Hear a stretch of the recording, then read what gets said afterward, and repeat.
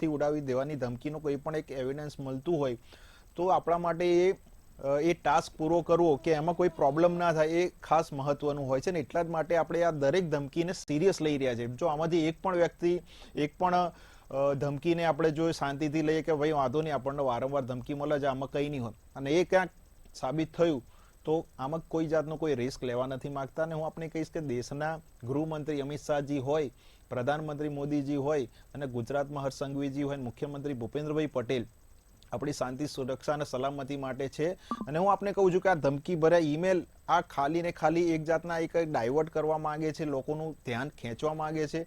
અને એટલા જ માટે આ બધી ધમકી 28 વાર છે, 28 વારમાં એક પણ એ સાબિત નથી થયું. સારું છે, ભગવાન કરે ના પણ સાબિત થાય, પણ અવારનવાર આની પાછળ એનઆઈએ રો આપણી જેટલી બી દેશની જે એજન્સીઓ છે એ આપી રહી છે. ચૂંટણીમાં કોને લાભ થાય, કયા પક્ષને લાભ થાય ચૂંટણીમાં માનસશાસ્ત્રીય રીતે?